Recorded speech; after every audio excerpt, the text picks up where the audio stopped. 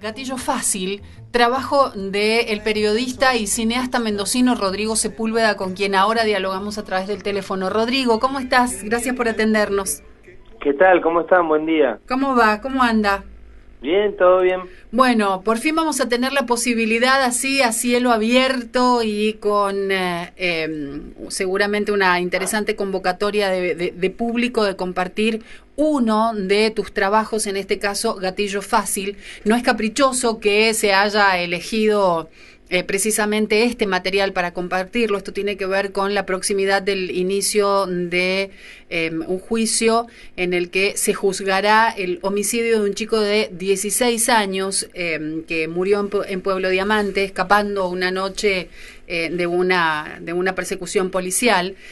Pero hablemos específicamente ahora de Gatillo Fácil, que en definitiva no deja de ser en algunos aspectos un poco una historia replicada en varias que deben haber sucedido a lo largo del país. Contame de qué trata Gatillo Fácil.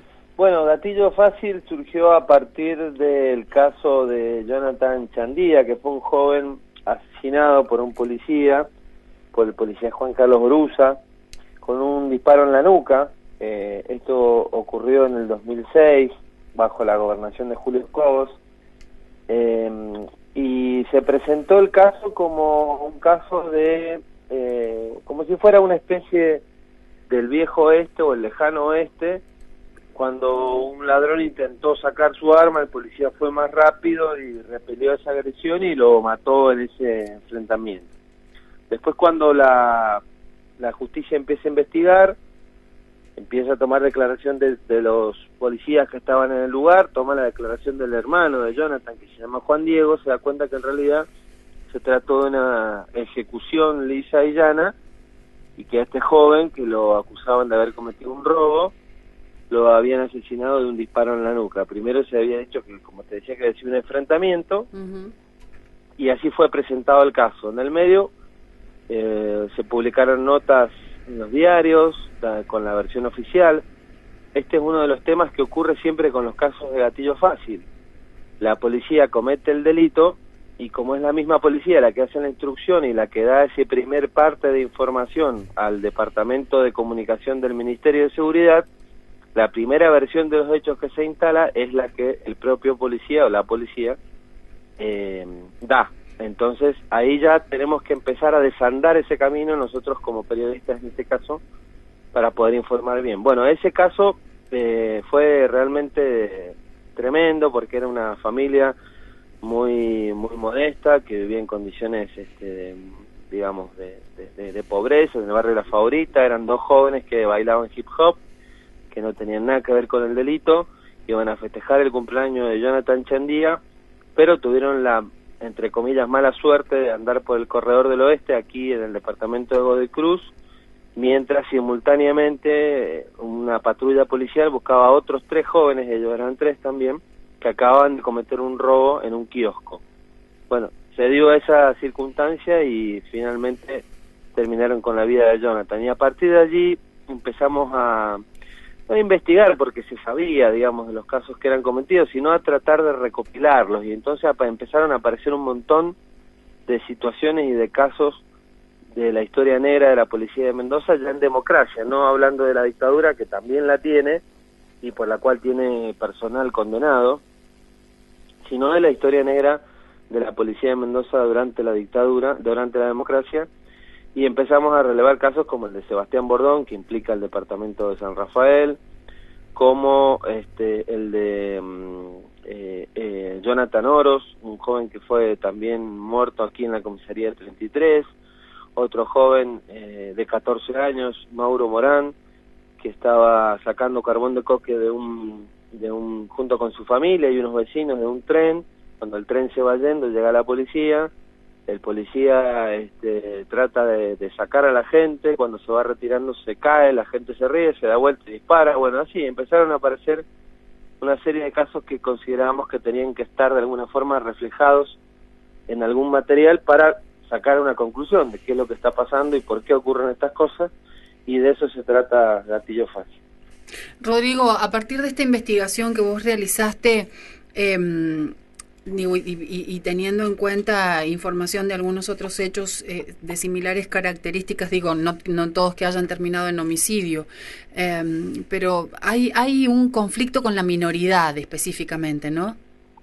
Sí, hay un conflicto con la minoridad y hay como un patrón social, político, que cuando las fuerzas de seguridad, y en este caso específicamente la policía, consideran que hay un aval social, político, a su accionar ilegal, actúan y matan.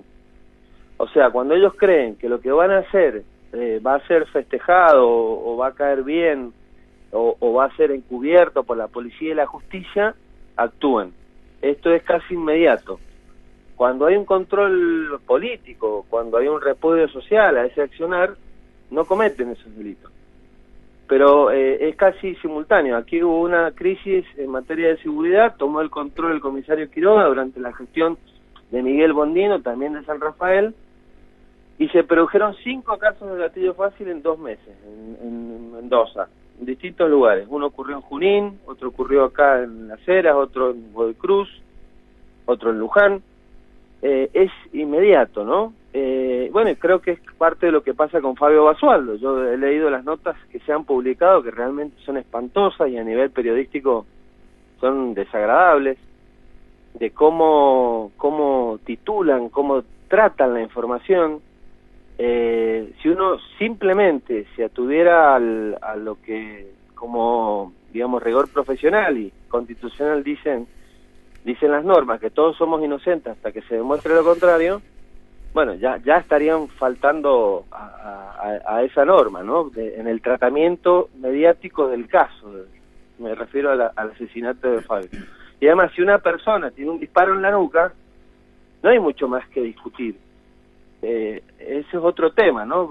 Porque acá se habla de enfrentamiento, pero si uno de los que se enfrentó tiene el disparo en la nuca, estamos complicados en lo que estamos discutiendo. Bueno, y eso también pasó con Fabio. Entonces, son cosas que, digamos, tenemos que empezar a incorporar, y por eso en algún momento quisimos hacer ese material, porque también estamos involucrados los periodistas en cómo tratamos, y si vamos al lugar o no, si nuestra única fuente es la policía, si directamente informamos a través de la versión oficial. Entonces, bueno, y también la población, ¿no? Cuando empieza a pedir seguridad, y ese pedido de seguridad implica un cheque en blanco para que se haga cualquier cosa. Eso es lo que yo te decía, Patricia, me parece que la fuerza policial lo capta rápidamente y transgrede ese límite muy rápido. Hay más de 100 casos de gatillo fácil desde el regreso a la democracia hasta ahora en nuestra provincia, y lamentablemente, recurrentemente, se vuelven a producir 1, 2, 3 por año, pero siempre se presentan como casos dudosos, o sea, o confusos, ¿no? En un confuso hecho falleció un joven. Después, cuando vos empezás a investigar y empezás a hablar con la familia, a ir al lugar, aunque ese joven haya cometido un delito, no existe la pena de muerte en la Argentina. Es otra cosa que tenemos que entender y empezar a discutir. La misión de la policía es detener al joven y ponerlo a disposición de la justicia, no matarlo. Ustedes recordarán otro caso acá, el de Marcial Maldonado, en la cancha de Malvinas Argentina, cuando estaba jugando el Club San Martín, que le dispararon a corta distancia al jugador Ascurra.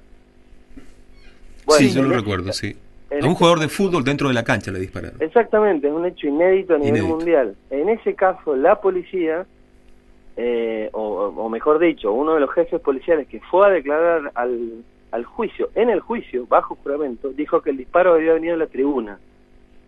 Cuando había imágenes que demostraban absolutamente lo contrario. Exactamente, o sea, imagínense si en un caso en el cual es evidente que el disparo provino de un grupo de infantería que está tratando de correr a un grupo de jugadores, los jugadores se habían exaltado porque la infantería estaba disparando contra la popular, y ahí había familiares de ellos.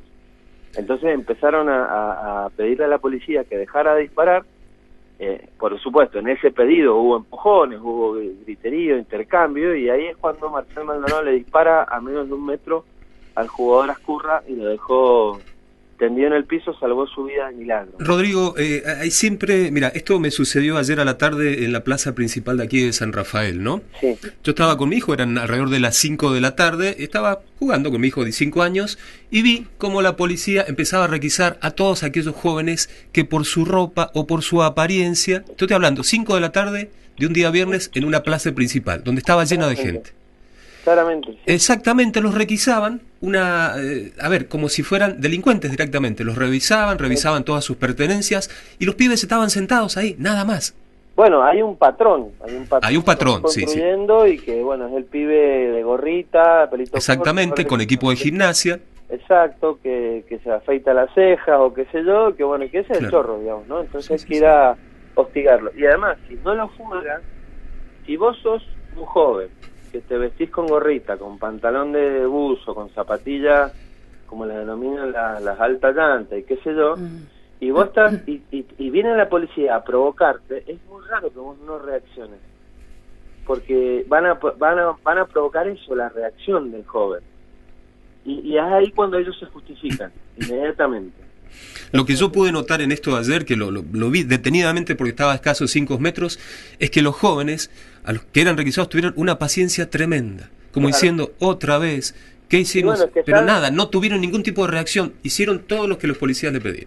Es que saben que lamentablemente si la reacción se produce, viene otra cosa, ¿no? O sea, ya lo saben lamentablemente, pero eso no debe pasar en un Estado democrático, eso tenemos que entenderlo, más allá de que las personas, algunas de ellas se sientan inseguras o les haya ocurrido un hecho de inseguridad, nada justifica el accionar ilegal de la policía. Eso me parece que nos lo tenemos que grabar a muerte, porque si no, el día de mañana le toca a cualquiera, ¿no? Porque no es simplemente que le toque a un joven, simplemente, digo, hablando puramente.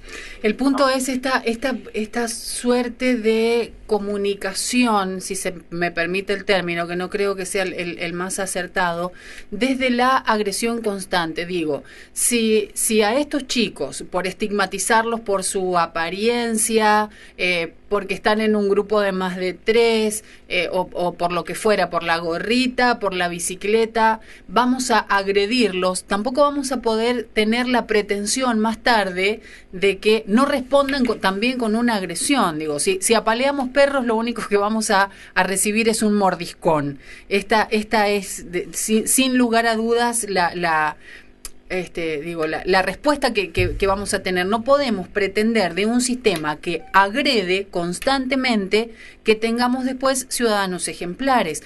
En absoluto con esto trato de justificar algún tipo de delito. Digo, en el caso de aquellas personas que cometen un delito, lógicamente tendrán que responder, pero hacerlo dentro de los parámetros de legalidad, no que esto se traduzca más tarde en una agresión directa que termine con un tiro en la nuca. Esto parece el medioevo. Claro, pero te das cuenta cómo nos llevan a una situación de tener que nosotros argumentar lo que debería ser obvio, que es que las fuerzas tienen que actuar de manera legal, porque ahí nomás te corren diciendo, bueno, pero vos defendés delincuentes, o vos defendés a personas que están fuera de la ley, o aquel que comete un delito. No, yo defiendo la legalidad, y la legalidad indica que si alguien comete un delito, esa persona, por parte de la policía, tiene que ser detenido y llevado a disposición de la justicia, no asesinado. Y en todo caso habría que dar vuelta al argumento, y aquel que justifica lo que hizo este policía con más sueldo, decirle, vos defendés a un asesino, en todo caso, porque si no estamos siempre a la defensiva nosotros. Eso es un poco lo que nosotros también quisimos. Cuando digo nosotros, me refiero a las personas que defendemos la legalidad, la institucionalidad, la democracia, las leyes, el funcionamiento en un sistema en el cual no nos comamos entre nosotros. Eso es lo que trata también de reflejar el trabajo, porque rompen vidas. Cuando matan a alguien, se llevan la vida de la víctima, le rompen la vida de la familia y le hacen un daño social tremendo a nuestra sociedad, porque es la policía la que lo comete, y es la policía la que nos tiene que defender, no matar. Entonces ahí entramos en esa discusión que alguna vez no las tenemos que dar, porque si no, seguimos reproduciendo cosas que, como vos decís, son del medioevo, no tiene por qué ser del año 2014 en una sociedad democrática y en un Estado de Derecho. Eso es lo que todavía cuesta que muchas personas y muchos periodistas, que son aquellos que forman opinión y que tienen otra responsabilidad, todavía siguen cometiendo como error. Si uno lee en la portada de un diario, se inicia el juicio al ladrón que mató al policía, y ya estamos en un problema. Primero porque hay que demostrar que esa persona era un ladrón, y no lo pudieron hacer porque lo mataron. Y de ahí empezamos a discutir otras cosas. Entonces nosotros como periodistas y como miembros de una comunidad tenemos un rol muy importante en la utilización de las palabras, y también en la defensa, aunque a otros les moleste, porque hay personas que parece que les molestara que uno defendiera la legalidad, la Constitución, las leyes, y ahí nomás tratan de descalificarte, porque no lo logran, de garantista, como si ser garantista fuera una ofensa para alguien, digamos. Quizás alguien lo tomará así, pero en realidad es al revés. Vos estás defendiendo a un asesino, estás defendiendo el ojo por ojo, estás defendiendo que la policía mate, y ese no es su rol. El rol de la policía es defender a los ciudadanos. Bueno, es un tema complejo, y que si las personas que van a ver el documental les interesa, está bueno que se genere cierta discusión, ¿no? Cierto, porque bueno, va a estar ahí también Miriam Medina, que tiene su historia con su hijo, con Sebastián Bordón, y que logró justicia, que los asesinos de su hijo estén presos. Así que ese es el camino. Miriam nunca pidió venganza, ni la familia de Sebastián Bordón. Entonces eso es lo que hay que comprender, que lo que nos hace mejor como sociedad no es pedir venganza, es pedir justicia. De eso se trata, si no, iríamos todos por la calle matándonos entre nosotros. Tal cual, donde los chicos además no se sientan agredidos. Bueno, tema controversial. Rodrigo, ya nos han empezado a llegar algunos mensajes, bueno, que tiene que ver con la necesidad de los controles en una ciudad que lógicamente tiene problemas de inseguridad. Nos dice la gente que cuando los chicos no tienen nada que ocultar no hay problema con que se los controle. El tema no es que se los controle, sino los modos en los que se hacen esos controles. Bueno, que el gatillo fácil es la forma que tienen los delincuentes de justificar el delito, es lo que nos dice otra de las personas que se ha comunicado con nosotros. Bueno, es una buena oportunidad para que nos reunamos. La plaza es un ámbito público, es un lugar donde los chicos se reúnen habitualmente, así que estaría bueno que la mayor cantidad de gente posible participe mañana a las 17, Rodrigo, ¿no? Así es, sí, tengo entendido que así es. Yo lamentablemente no puedo viajar, pero bueno, me hubiera encantado estar ahí para compartir con ustedes y bueno, y debatir y charlar todas estas cosas, porque se destruyen vidas, eso no hay que dejarlo de lado. Ahí van a ver ustedes el testimonio de las familias, de cómo quedan los padres, los hermanos, después de que la policía mata, y cuando la policía mata y cuando la policía encubre un delito que ellos mismos protagonizan, nos dañamos todos, porque es son agentes públicos, son agentes del Estado, que no tienen que cometer delitos, porque eso le provoca un daño muy grande a la comunidad. A la comunidad y a la institución también, porque digo, hay estigmatizaciones de ambos lados. Tal cual. Si yo tengo que confiar en la policía, porque es la policía la que me tiene que defender, pero sé que mata, y no confío en esa policía. Y eso no está bien, está mal, le hace daño a la policía también. Eso también lo tienen que entender. Rodrigo, te agradecemos muchísimo la comunicación, como siempre un placer charlar con vos. Ya en otra oportunidad hablaremos de algunos de tus otros materiales. Mucho de lo que has documentado ha servido incluso como documento para determinados juicios. Es muy interesante a lo largo del tiempo lo que has venido haciendo con tu trabajo, así que gracias por eso y gracias por la comunicación. Gracias a ustedes por llamar, Patricia, José Luis, un saludo, que estén bien. Un abrazo, que estés muy bien. Ahí estábamos charlando con Rodrigo Sepúlveda, periodista, cineasta mendocino.